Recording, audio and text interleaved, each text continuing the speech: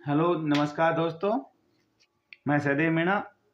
आज मैं आप सबको संधि के बारे में कुछ बताना चाहता हूँ और संधि पढ़ाने की कोशिश कर रहा हूँ मैं। आप सबको अगर अच्छा लगे तो कमेंट और लाइक करना। ठीक, चलो हम शुरुआत करते हैं। अब संधि, आप सबको पता ही है, संधि दो तत्सम शब्दों में होती है। दोनों तत्सम शब्दों का अर्थ होना चाहिए, उनमें ही संधि होगी। तद्भव शब्दों में या कभी भी संधि नहीं होगी। उर्दू, अरबी, फारसी के शब्द होंगे या विदेशी भाषा के शब्द होंगे, उनमें भी कभी संधि नहीं होगी।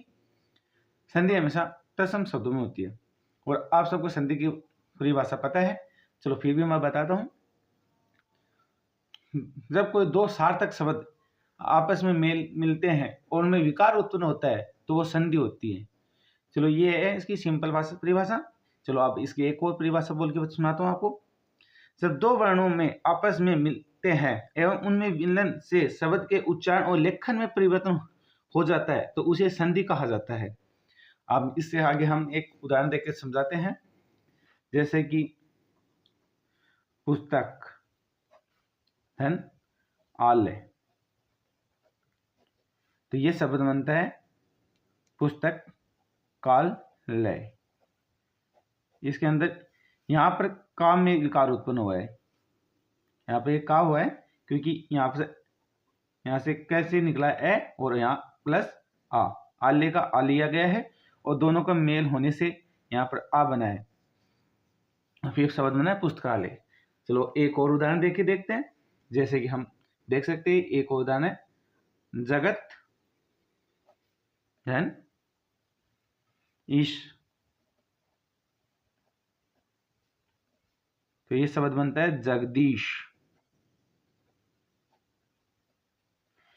ये व्यंजन संधि का उदाहरण है। इसमें व्यंजन संधि का पहला नियम है कि क चढ़ के बाद में अगर कोई भी स्वर आए तो ये गजड़ द में परिवर्तित हो जाते हैं। तो ये तय का दैव में परिवर्तित हो गए हैं और तो फिर होता है जगत, दैव में हो गया। फिर ईस बड़ी ई की मात्रा तो ई और फिर उससे, तो ये हो गया जगदीश। लेकिन कभी भी दो शब्दों के मिलने से ही संधि नहीं होती है, वो हमेशा संयोग कहलाते हैं। जैसे कि हम एक संयोग का भी उदाहरण देख सकते हैं। जैसे दूर, धन, अवस्था, तो ये बनती है दुर्अवस्था। क्योंकि ये रह हलन तत्व है तो इसमें ए जुड़ जाएगा और ये दुरावस्था हो जाएगी। ये संधि नहीं है, ये केवल यहाँ पर संयोग हुआ है। ए रह के अंदर ए मिल गया और ये सिर्फ संयोग है, इसमें कोई विकार उत्पन्न नहीं हुआ। ऐसे दूर और अवस्था है, ये भी दुरावस्था है, इसमें कोई भी नाम में परिवर्तन नहीं हुआ है।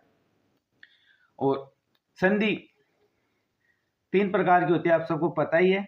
चलो मैं लिख के भी देता हूं। नंबर 1 स्वर संधि, नंबर 2 व्यंजन संधि, नंबर 3 विसर्ग संधि। अब स्वर संधि के 5 भेद होते हैं। 5 भेदों के नाम है दीर्घ स्वर संधि, गुण स्वर संधि, वर्धी स्वर संधि, यण स्वर संधि, अयादि स्वर संधि। और व्यंजन संधि में उपभेद नहीं होते, इसके अंदर नियम चलते हैं। इसमें 10 नियम है जो क्रम से अगर मैं आपको आगे पढ़ाऊंगा तो एक एक नियम को आपको सरलीकरण के साथ में आपको मैं पढ़ाऊंगा।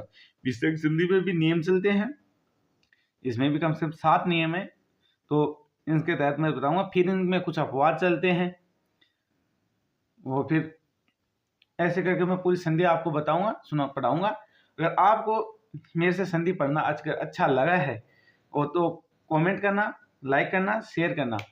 और मैं अपनी स्किल को और भी अच्छा बेहतर बनाऊंगा। आप मेरे वीडियो देखोगे और तो और भी अच्छा मैं वीडियो बनाऊंगा और इससे आगे हम एक एक टॉपिक वाइज पढ़ाएंगे। आज तो बस ये डेमो क्लास है। मैं आप सबसे जानना चाहता हूं कि मैं आपको पढ़ा सकता हूं या नहीं पढ़ा सकता। आप जरूर बताएं कमेंट करके, प्लीज। धन्यवाद।